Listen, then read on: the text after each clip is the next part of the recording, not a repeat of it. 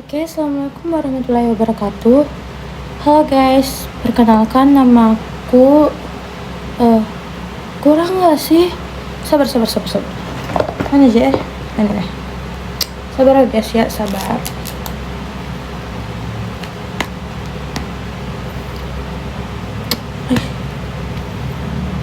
Kurang nggak sih, ya Allah. Sabar guys, sabar. Nah, kalau begini kan bagus ya. Oh my god. Oke, kita lanjut. Perkenalkan, namaku Nur Syamsinar dengan NIM A50125200043. Saya dari Prodi Bimbingan dan Konseling Fakultas Keguruan dan Ilmu Pendidikan. Di sini saya akan menjelaskan tentang landasan filosofis. Sebelum itu, sabar guys, laptopku, sabar. Oke guys, sesuai yang aku bilang tadi tentang landasan filosofis, yaitu yang landasan ini, yang ini, sabar. Ini kayaknya kurang jelas, sabar, kasih masuk dulu dalam layar. Oke guys, jadi dalam landasan filosofis ini saya mengambil beberapa poin penting. Di antaranya yaitu 1. Pengertian, yang kedua prinsip menurut para ahli, yang ketiga makna dan fungsi, yang keempat Pancasila dan layanan BK, dan yang terakhir yaitu kesimpulan. Oke guys, jadi simak baik-baik. Nah, di sini saya akan menjelaskan pengertian landasan filosofis bimbingan dan konseling. Sebelum itu, saya bagi menjadi dua pengertian. Yang pertama yaitu landasan filosofis bimbingan dan konseling adalah asumsi filosofis yang dijadikan titik tolak dalam rangka studi ataupun praktek bimbingan dan konseling. Asumsi tersebut adalah jawaban dari pertanyaan yang menyangkut tentang apa makna hidup itu, dari mana asal manusia, kemana perginya, siapa manusia itu, serta pertanyaan-pertanyaan sulit lainnya. Ini dikemukakan oleh Afni tahun 2018. Selanjutnya seperti gambar yang di samping, menurut Kusumawati tahun 2016, landasan filosofis adalah terbentuk suatu proses penting yang bertujuan menjadikan manusia lebih bermartabat, di mana proses belajar wajib menggali aspek paling penting dalam hidup kita atau dalam hidup manusia. Nah, itu tadi penjelasan tentang pengertian landasan filosofis bimbingan dan konseling. Selanjutnya kita masuk kepada prinsip-prinsip para ahli. Nah, prinsip dalam landasan filosofis BK menurut John pada tahun 1980. Yang pertama yaitu objective viewing, yaitu konselor hendaknya membantu klien agar memperoleh suatu perspektif tentang masalah, khususnya masalah yang dialaminya, dan membantunya untuk menilai atau mengkaji berbagai alternatif yang memungkinkan klien mampu merespons secara interest, minat atau keinginannya secara konstruktif.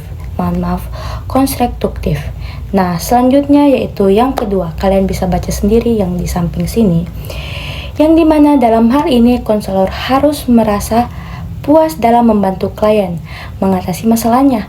Konselor menggunakan keterampilan untuk membantu klien dalam upaya mengembangkan keterampilan klien dalam mengatasi masalahnya dan keterampilan hidupnya atau life skill. Nah, itu prinsip dalam landasan filosofis BK menurut John. Nah, pada slide ini kita akan membahas landasan filosofis BK menurut James Cribbin. Menurut Cribbin, beberapa prinsip dalam landasan filosofis layanan konseling diantaranya yaitu bimbingan hendaknya didasarkan pada pengakuan akan keilmuan dan harga diri individu atau klien, dan atas hak-haknya untuk mendapatkan bantuan. Yang kedua yaitu bimbingan harus respect terhadap hak-hak setiap klien yang meminta bantuan atau pelayanan. Yang ketiga yaitu fokus bimbingan adalah membantu individu dalam merealisasikan potensi dirinya. Dan yang terakhir, bimbingan merupakan elemen pendidikan yang bersifat individualisasi, personalisasi, dan sosialisasi. Nah, jadi teman-teman, ada dua prinsip yang saya dapatkan dari para ahli. Yang pertama yaitu Jones dan yang kedua yaitu James Cribbin. Nah, selanjutnya kita akan masuk kepada makna dan fungsi. Oh my god! Oke guys, tidak terasa kita masuk kepada poin yang ketiga, yaitu makna dan fungsi. Menurut Belkin pada tahun 1975, yaitu bahwa dalam memaknai bimbingan dan konseling atau pelayanan bimbingan dan konseling meliputi kegiatan atau tindakan yang semuanya diharapkan merupakan tindakan bijaksana. Konselor pada khususnya yaitu konselor membantu dalam memahami situasi konseling dalam mengambil keputusan yang tepat. Nah, jadi guys, menurut Belkin pada tahun 1945, konselor yaitu membantu konselor dalam memahami situasi konseling dalam mengambil keputusan yang tepat. Oke, next kita masuk kepada poin berikutnya.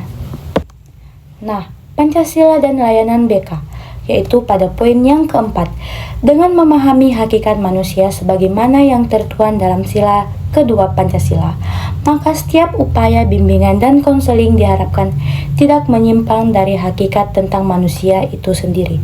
Seorang konselor dalam berinteraksi dengan kliennya harus mampu melihat dan memperlakukan kliennya sebagai sosok utuh manusia dengan berbagai dimensinya. Oke, itu menurut Pancasila dan layanan BK. Oke guys, jadi kita masuk kepada kesimpulan dari materi-materi yang saya bacakan tadi, yaitu bimbingan dan konseling harus menghargai martabat serta hak klien. Konselor membantu klien melihat masalah secara objektif, memilih alternatif solusi, dan mengembangkan kemampuan menghadapi masalah. Pelayanan diberikan dengan fokus kepada kepentingan terbaik klien, serta mendukung perkembangan potensi dirinya sebagai manusia yang utuh. Oke guys, itulah tadi penjelasan tentang landasan filosofis bimbingan dan konseling. Sekian dari saya tutup dengan wabillahi taufik wal hidayah. Wassalamualaikum warahmatullahi wabarakatuh. Bila ada kata salah mohon dimaafkan ya teman-teman. Dadah. JJ dulu nggak sih?